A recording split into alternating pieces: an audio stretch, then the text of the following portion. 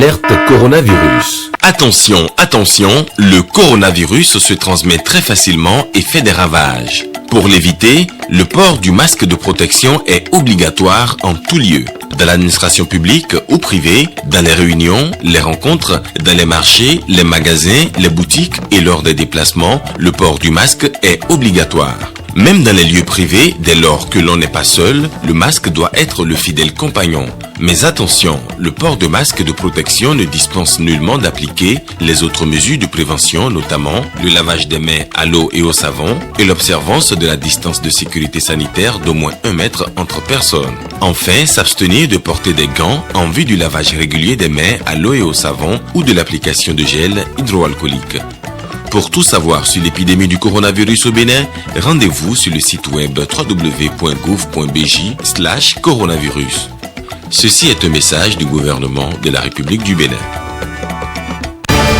À la une de ce journal, l'Université d'été de l'Union démocratique pour un Bénin nouveau UDBN, le parti réaffirme son soutien au président Patrice Talon.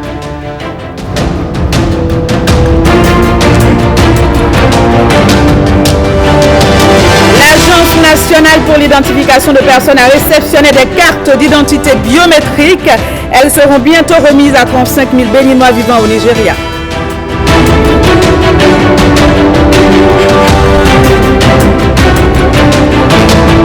Puis le gouvernement apporte un appui financier aux retraités de la SONACOP, une décision fortement saluée par de nombreux citoyens béninois.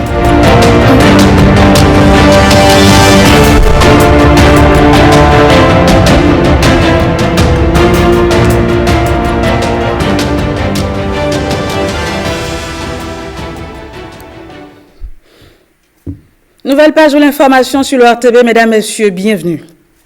On démarre cette édition par une note politique. Le parti Union démocratique pour un Bénin nouveau a célébré ce vendredi son université d'été pour l'année 2020. Autour de la présidente, l'honorable Claudine Prudencio, les militants ont sonné la mobilisation. Renaud Akakpo, Igor Ayoso. C'est un vrai show à l'américaine qui a lancé l'université d'été 2020 du parti Union démocratique pour un Bénin nouveau. Première retrouvaille depuis l'historique participation de l'UDBN aux élections communales, la figure de proue du parti et la foule des militants ont signalé leur grand retour dans le strict respect des mesures barrières. Avec des délégués venus de l'ensemble des 24 circonscriptions électorales, cette salle des fêtes a affiché complet. Au coup d'envoi de cette université d'été, la directrice de l'école nationale du parti est entrée sur scène pour le mot de bienvenue. Je vous souhaite par ma voix la bienvenue. Dans le feu roulant des exposés, les idéaux du parti ont été passés en revue. Il ressort des interventions que le score obtenu par l'UDBN à l'issue du dernier scrutin est loin de refléter la valeur réelle de ce parti. Des gens se disent parfois, et ils se le disaient peut-être à juste titre, ou peut-être ils se trompaient, ils se demandaient est-ce que l'UDBN avait eu des succès à cette élection. Oui, l'UDBN a eu des succès. Le succès dans une élection n'est pas seulement le résultat chiffré pour être éligible à lever des sièges, mais c'est beaucoup de facteurs qui nous permettent de pouvoir explorer des axes qui nous ragaillardissent et nous permettent de faire plus de résultats à l'avenir. Au-delà du simple slogan, les militants de l'UDBN doivent viser loin pour être des acteurs de leur propre destinée. Pour édifier l'auditoire sur ces enjeux, une intervention magistrale a mis en lumière les impératifs de la sève militante. Le militant est donc celui qui soutient activement une cause, une idéologie ou un parti politique. Ainsi, le militant dont les attentes sont objectives est celui qui apporte sa contribution personnelle pour l'atteinte des objectifs de son parti politique. Il s'investit dans le parti. Ses attentes, c'est la conquête du pouvoir, c'est l'exercice du pouvoir. C'est celui qui sait semer et qui sait récolter au moment venu. Ce n'est pas celui qui, n'ayant pas semé, vient récolter. Le militant, donc, c'est celui qui sait attendre son heure. C'est celui qui travaille pour se hixer Et c'est celui-là, c'est à celui-là qu'on peut faire confiance. C'est celui-là qu'on peut choisir comme candidat dans une localité depuis l'élection depuis les élections locales jusqu'aux élections suprêmes, pour dire l'élection du président de la République. Une ambiance des grands jours a rythmé de bout en bout l'ultime étape de ces retrouvailles. Tout était réuni pour une adresse tant attendue, celle de la présidente du parti. L'on ne réussit pas toujours au premier coup d'une bataille politique. L'essentiel est de participer et au fil des années, prendra corps notre ambition de compter véritablement parmi les vrais décideurs de l'espace politique sur l'échiquier national. Nous y avons cru et nous continuons de croire en cette vérité. De toutes les façons, notre parti s'est fait une place de choix au plan national pour avoir osé mener un combat d'une telle importance que les municipales, et nous pouvons en être fiers. Grâce aux efforts conjugués de chacun de vous, l'UDBN a réussi tout de même à être là où beaucoup d'autres ont brillé par leur absence. Soyez-en donc tous félicités. Tout en procédant à une analyse objective des résultats issus des dernières élections, l'UDBN s'est également prononcé sur les grands défis qui s'annoncent pour l'échéance de 2021. Et face aux délégués venus des 24 circonscriptions électorales, l'honorable Claudine Prudencio a passé en revue les grandes réalisations du gouvernement, un bilan que l'UDBN juge très satisfaisant. Le parti n'entend d'ailleurs pas marchander son soutien au président Patrice Talon pour les échéances à venir, suivant la déclaration faite à cette occasion par la présidente de l'UDBN. Le mois d'août marque les 60 ans d'indépendance de notre cher pays, le Bénin. 60 années de construction, de reconstruction excessive, des efforts de gouvernance particulièrement éloquents, avec à la clé la consolidation de nos institutions, l'assainissement de l'administration publique et la réorganisation du système politique. Des réformes inédites, jamais osées par le passé. En effet, en moins de 5 ans de gestion du pouvoir d'État, le président Patrice Guillaume Atanas Talon et son gouvernement ont sécurisé et rendu plus attractives nos principales villes. Aujourd'hui, grâce au programme d'action du gouvernement, l'école béninoise retrouve progressivement ses lettres de noblesse et notre pays sa renommée de quartier latin de l'Afrique. Une nouvelle carte universitaire est tracée. Les restants résultats aux différents examens de fin d'année confirment à suffisance la pertinence et le succès des options faites. Par ailleurs, les procédures de gestion des finances, de l'économie, de la justice, du foncier, du travail, de la santé, et j'en oublie, sont améliorées. Mieux que par le passé, l'eau potable et l'électricité sont de plus en plus disponibles et accessibles aux populations dans la plupart de nos localités. Nous bénéficions également de nouvelles infrastructures routières, marchandes, sanitaires et autres. Autant de facteurs déterminants dans l'effort consenti de façon permanente pour repousser les frontières de la pauvreté et dans certains cas, les frontières de l'extrême pauvreté. Toutes ces réalisations sont à l'honneur du peuple béninois. Malgré quelques plaintes et désaccords qui participent du jeu démocratique. Cet exploit et toutes ces prouesses méritent bien la reconnaissance, la gratitude et le renouvellement du soutien de notre parti, Union démocratique pour un Bénin nouveau, au président de la République, son Excellence Patrice Guillaume Atanas Talon. Depuis plusieurs années, Nous attendions l'émergence de nouvelles approches de la politique au Bénin. Eh bien, lentement mais sûrement, nous y arrivons, grâce au leadership et au génie du chef de l'État, à qui l'UDBN réitère sa fidélité. Excellence, Monsieur le Président de la République, la présidentielle de 2021 approche à grands pas. Elle déchaîne les passions, suscite en toute légitimité de nouvelles mobilisations politiques en votre faveur. Une fois encore, l'enjeu est donc de taille. Ce rendez-vous électoral est capital. Le peuple a des preuves palpables de ce que de très gros efforts ont été faits pour propulser notre pays vers les sentiers de nations prospères. De gros défis se dressent encore devant nous. Nous sommes convaincus que le Bénin ira plus haut et plus loin dans sa marche vers cette prospérité et le bien-être croissant de ses filles et fils.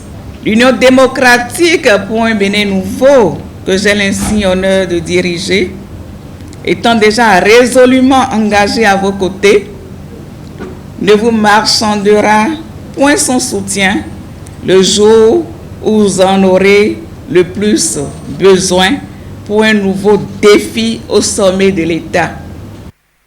Autre soutien pour le chef de l'État, celui du collectif des femmes amazones du mouvement Talon doit nous écouter. Le mouvement en question exhorte l'actuel locataire de la Marina à être candidat à sa propre succession. On écoute.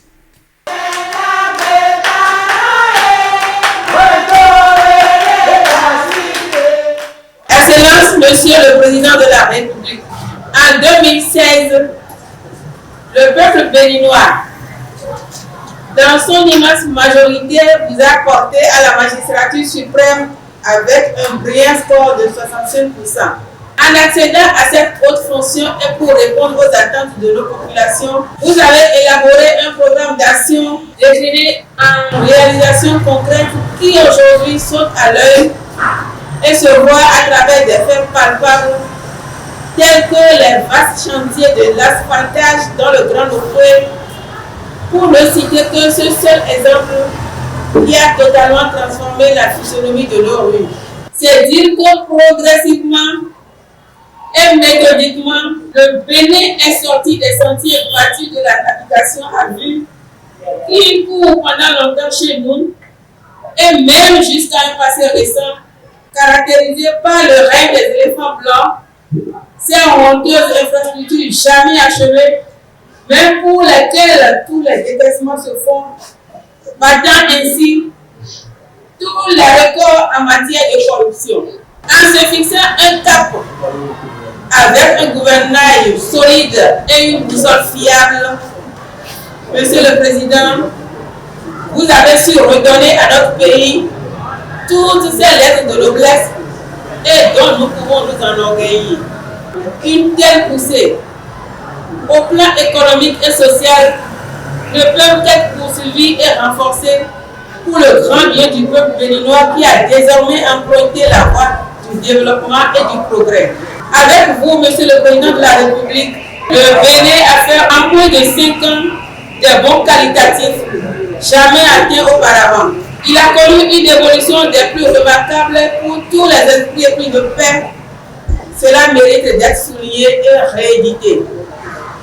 C'est pourquoi nous, femmes, membres Amazon regroupés au sein du mouvement Talon doit nous écouter, section du littoral, parfaitement conscientes des enjeux de l'heure, foncièrement convaincus que notre pays ne peut et ne doit plus reculer par rapport au niveau où il est parvenu actuellement, entièrement satisfaite de votre bilan plus que positif au terme de votre premier mandat, vous appelons, Monsieur le Président, à vous présenter à un second mandat pour lequel d'ores et déjà nous vous souhaitons de toutes les forces afin que notre pays ne retombe plus dans les abîmes de la pauvreté, mais poursuivre résolument sa marche sur le chemin du mieux-être de nos populations.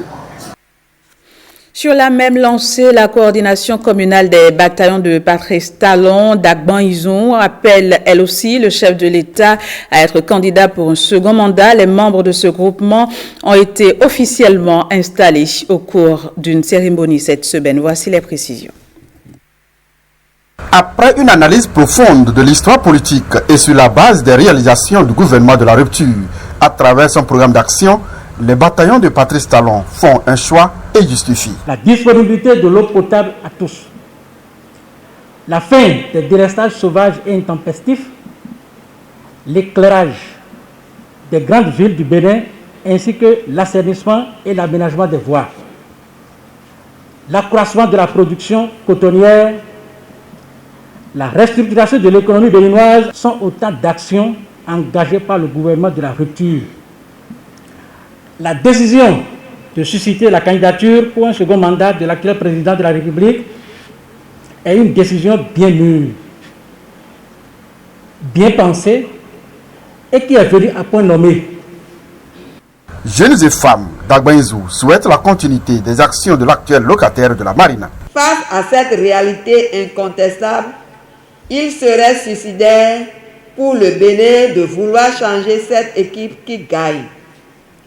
Ainsi, les leaders nationaux du gouvernement bataillon Patrice Talon 2021 ont opté pour la continuité en faisant ce choix pour un développement harmonieux et équilibré de notre cher pays, le Bénin.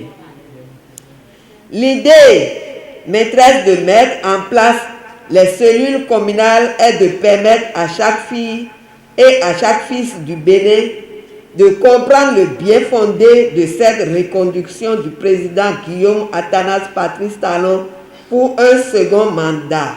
À l'occasion, les membres de la coordination communale des bataillons de Patrice Talon sont installés pour la mouvance présidentielle. Allons par monts et vallées répandre les ondes de choc salvateur du rouleau compresseur qui est en marche. Restez ferme dans votre conviction. La victoire est à portée de main. Nous triompherons.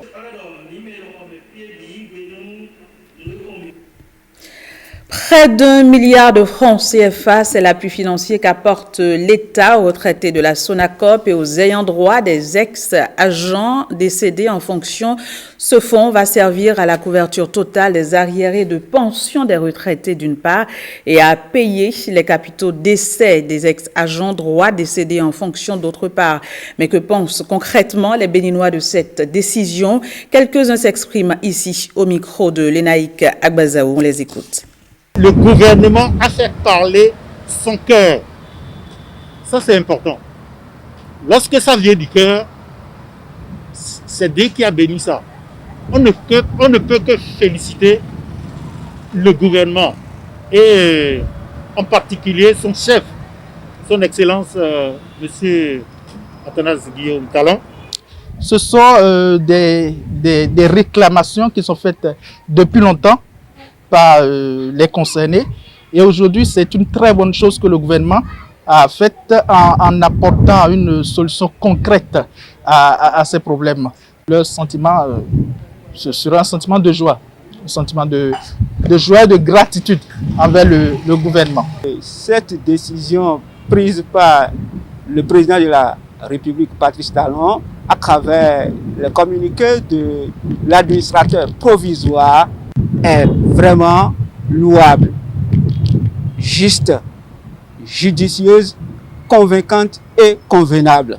Il convient justement de l'applaudir des pieds et des mains, même si on n'est pas directement concerné par les fruits de cette décision. D'une manière ou d'une autre, les retombées de cette décision vont impacter non seulement les concernés, mais également beaucoup de Béninoises et Béninois. Ils ont été travailleurs, ils ont des familles. Imaginez-vous, la bonne dame qui vend à côté là, vous lui deviez des sous parce que vous aviez acheté à crédit, gari, sucre, tout ça là. Mais on se rappelle de vous, on vous paye des arriérés. Mais vous serez dégagé. Vous allez régler ça, les problèmes de santé qui étaient en stand-by. Non, c'est pas seulement le personnel, c'est le peuple. Et la décision qui est prise ne fait que justifier son sens élevé donc de responsabilité. Parce que le fonctionnaire béninois souffre déjà assez pour qu'on reste sur lui devoir. Et ces mesures, pour moi, permettent de rétablir un tout petit peu la justice sociale. Et donc, ces fonctionnaires qui sont déjà des ex-fonctionnaires, donc en difficulté, qui doivent bénéficier de ces mesures, je souhaite tout simplement que les différents ministères ou les différents responsables en charge de ces dossiers fassent diligence et leur facilitent l'accès à ces fonds-là. Je pense que c'est une décision salutaire et c'est une décision qui est à l'actif du gouvernement. La décision d'abord a deux volets. Il y a le premier qui concerne les arriérés des retraités de la SONACOP, mais il y a également le deuxième volet qui concerne les ayants droit du personnel de la SONACOP qui est décédé en fonction. C'est la première fois que dans mon pays, le Bénin, on pense à des gens qui sont décédés depuis des années. Des gens dont les ayants droit sont sans défense, à qui, même si rien n'est payé, ils ne pourront pas revendiquer. Ils pourront pas revendiquer. Et pourtant, dans sa justice sociale, il a pu penser à cela. Je crois qu'il y a lieu de reconnaître cet effort-là qui n'est pas fréquent au Bénin. Le chef de l'État sait surprendre les Béninois agréablement. C'est la preuve que, même dans le silence, il sait ce qu'il faut pour le Béninois. Cette décision ne vient que nous rassurer de ce que nous avons un chef de l'État qui prend la mesure de toute la dimension de la charge qui lui a été confiée par le peuple. Vivement que ça continue comme ça et que nous soyons fiers de lui à la fin de son quinquennat et que nous puissions aviser favorablement. 35 000 cartes d'identité nationale biométriques lancées au profit de 35 000 citoyens béninois recensés sur le territoire nigérian avant l'avènement du coronavirus sont désormais disponibles. L'ANIP vient de les réceptionner et enclenche la procédure de leur distribution aux ayants droit. Le directeur général de l'ANIP a rappelé le processus et les dispositions préalables à l'occasion d'un point de presse. Cyril Goubedji intervient ici au micro de Ghislaine Adimi. On l'écoute. Les discussions que le ministre des Affaires étrangères et de la coopération a eues avec son homologue nigérien ont permis de retenir que, à défaut de passeport biométrique, il faut que nos compatriotes aient tout au moins la carte nationale d'identité biométrique. Parce que cette carte, conformément au test de la CEDEAO, permet de traverser les frontières dans l'espace CEDEAO. C'est sur cette base qu'une opération d'identification biométrique des Béninois vivant au Nigeria avait été lancée. Et l'opération a été réalisée dans un contexte de proximité. 35 000 Béninois vivant au Nigeria ont été formellement identifiés et enrôlés au registre national des personnes physiques et le processus de commande de leur carte d'identité biométrique a été lancé. Mais peu de temps après cette opération d'identification biométrique, le monde entier a été pris en otage par la pandémie du Covid-19. Le comité technique de pilotage de ce processus ne pouvait plus se rendre au Nigeria pour poursuivre le recensement biométrique de ceux qui n'avaient pas pu se faire enrôler dans le contexte des 2 mois-là. À la date d'aujourd'hui, les 35 000 cartes d'identité nationale biométrique sont confectionnées et rendues disponibles.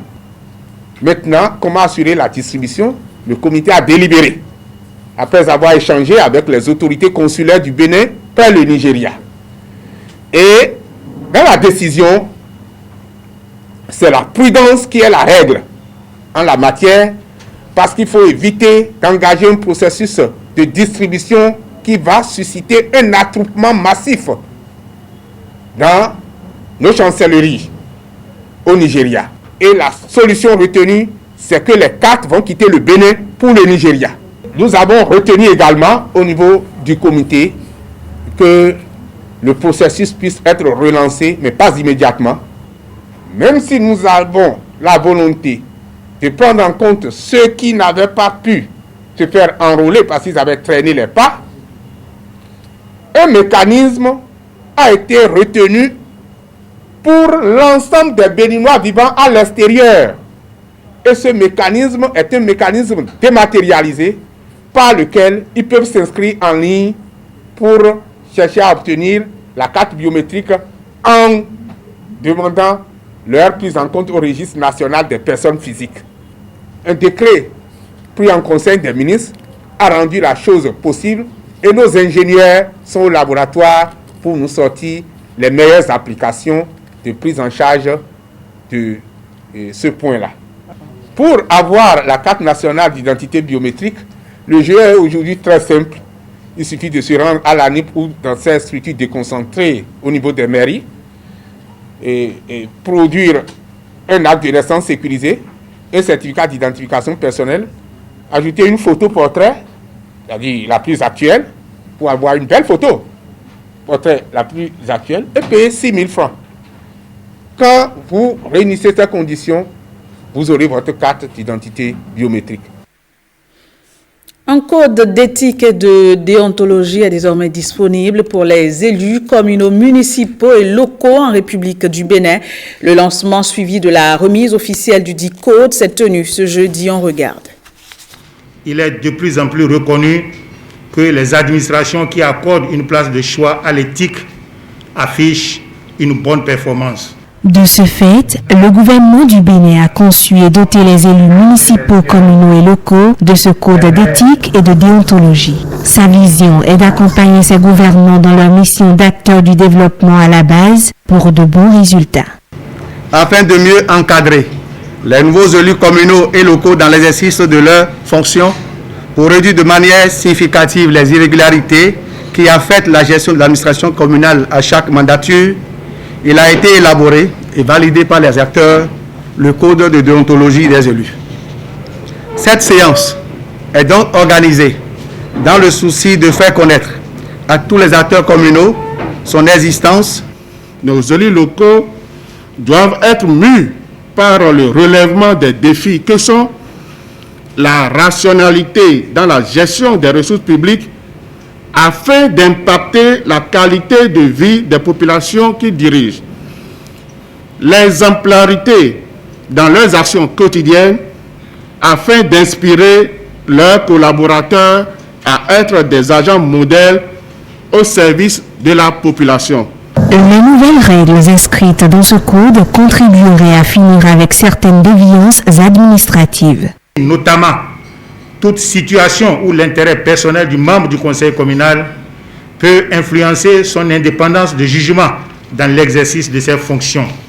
Le favoritisme, la malversation, les abus de confiance ou autres inconduites au niveau de nos communes. Les gouvernants se doivent de prendre des mesures fortes pour garantir une bonne gestion des fonds publics et ce, pour la satisfaction des diverses parties prenantes que sont les citoyens, les usagers, les partenaires techniques et financiers.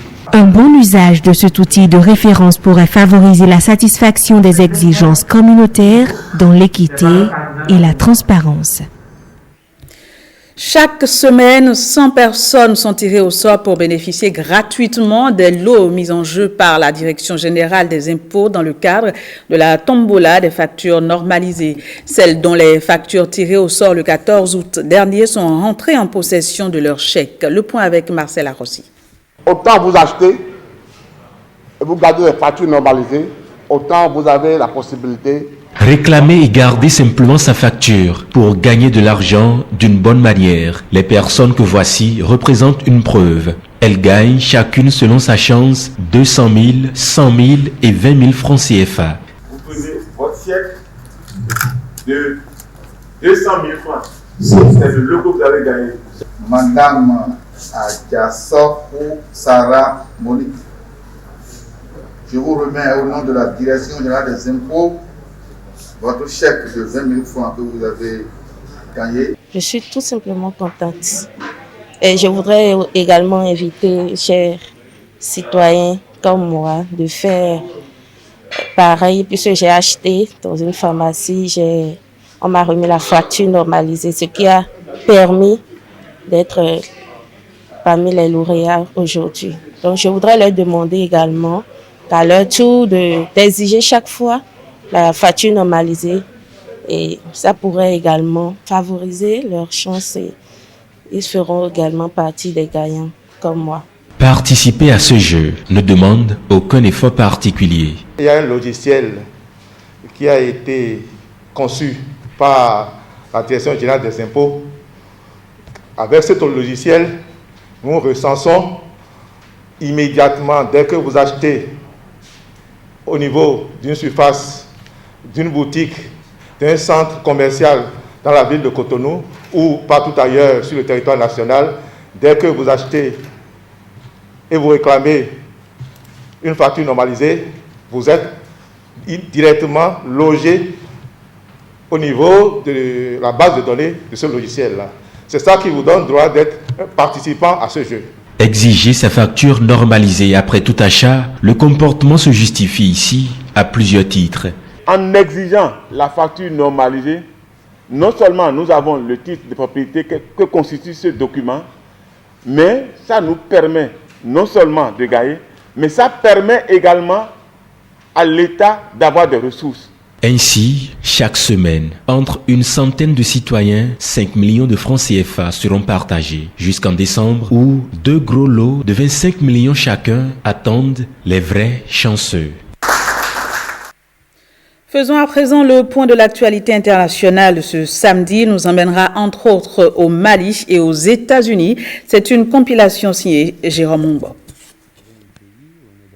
Le chef de l'opposition malienne, Soumaïla Cissé, enlevé le 25 mars, en pleine campagne législative par des présumés djihadistes, a pu transmettre des lettres à sa famille qui était sans contact avec lui depuis des mois, a annoncé vendredi le Comité international de la Croix-Rouge, CICR. Il s'agit d'une des premières preuves de vie de l'ancien candidat au présidentiel de 2013 et 2018, même si le président Ibrahim Boubacar Keïta, renversé mardi par un putsch, avait assuré mi-juin que son rival était en vie. La libération de la figure de proue de l'opposition, 70 ans, est l'une des revendications des manifestants qui ont réclamé pendant des mois le départ du président Keïta. Des milliers de partisans de l'opposition célèbrent dans le centre de Bamako la victoire du peuple malien et le départ du président Ibrahim Boubacar Keïta, 3 jours après un coup d'État militaire dénoncé par la communauté internationale. Pendant ce temps, en Côte d'Ivoire, la police disperse une manifestation des femmes de l'opposition contre un 3e mandat du président ivoirien,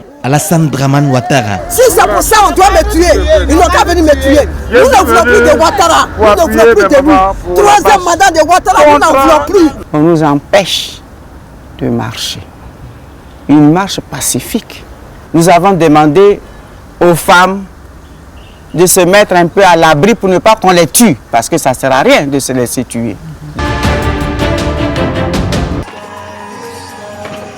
Aux États-Unis d'Amérique, Joe Biden accepte de représenter les démocrates dans la course à la Maison-Blanche, s'engageant à surmonter cette époque sombre en Amérique.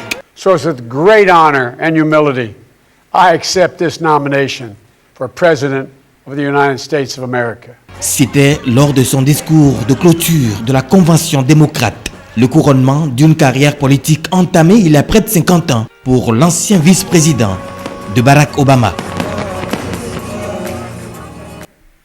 Fin de ce journal, merci de nous avoir reçus chez vous. Au revoir et à demain.